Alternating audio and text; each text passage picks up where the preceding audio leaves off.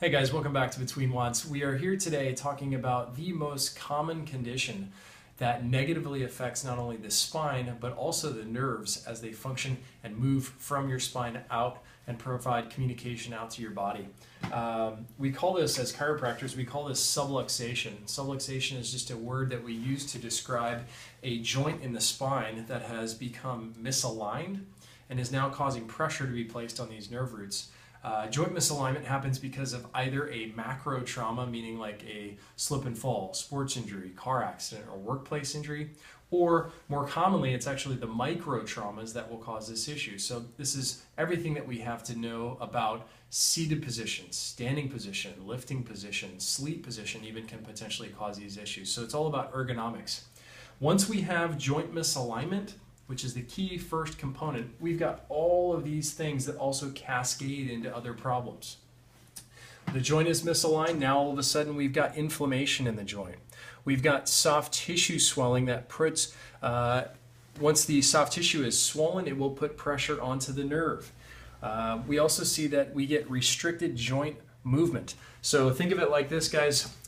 If we're just looking at this segment here from this vertebra, this disc, and this vertebra, my top hand is the top vertebra, the disc sits in the middle, and then we've got this bottom vertebra here.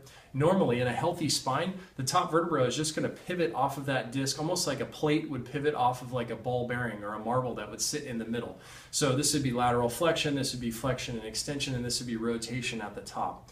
Unfortunately, when we have subluxation, now all of a sudden we've got joint misalignment, so that vertebra is now shifted out of its healthy position. We get swelling of that disc on the opposite side, right, with inflammation. Now, when we try to move this top vertebra into its normal positioning and through our normal range of motion, it's almost like that vertebra is slamming into this swollen tissue that's sitting on this side. And that's why all of a sudden, after sleeping on your buddy's couch the night before, you wake up and instead of having full range of motion to both sides, we end up with great range to one side and then we can barely move and there's lots of pain over on this irritation. So that's this movement into that swollen tissue. So we get range of motion loss, which puts us into a far more injury susceptible position. Your body's super smart. I'm going to tell you this 100 times. Your body's super smart.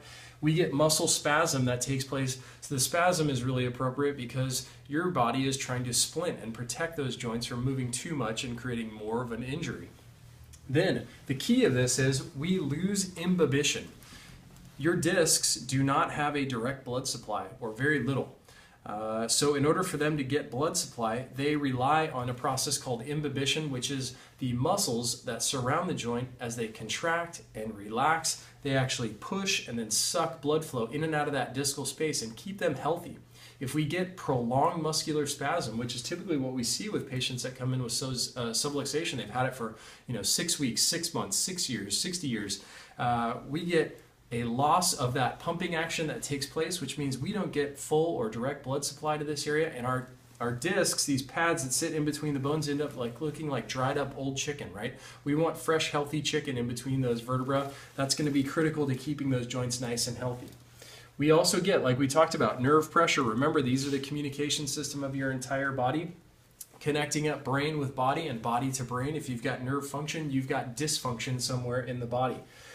We also get gland and organ dysfunction because where these nerves go out and supply is also affected. So it's really common when patients come in with subluxation in their neck. They'll also complain of things like headaches and migraines or sinus pressure. If they've got subluxation in the middle back, they'll describe symptoms that are like asthma, allergy types of symptoms, or trouble with deep inspiration or expiration, well, like VO2 max issues. We also talk about nerve pressure that's out of the lower back will lead to things like digestive complaints, reproductive issues, trouble with elimination, and so forth. So we end up with much more of a body function challenge rather than just like, hey, I've got a little bit of back pain or I've got a little tweak here or there. So as a chiropractor, my job is to go in and identify these areas of misalignment, get them corrected. And what that does is not only does it restore the range of motion, but it gets to the root cause of the problem. Because everyone else out there is treating this stuff. Inflammation, swelling, restricted motion, muscle spasm, lost imbibition. They spend all their time here, where the chiropractor goes to the very top of the list here and does root cause analysis and figures out, hey, if I correct the alignment change, then all of a sudden all the rest of this stuff takes care of itself because your body is an incredible healing machine. That's what we know. So if we sit back and we make sure that the alignment in our spine and our pelvis are nice and level, everything takes care of itself. Make sure you guys are taking a good hard look and getting checked for this regularly, okay?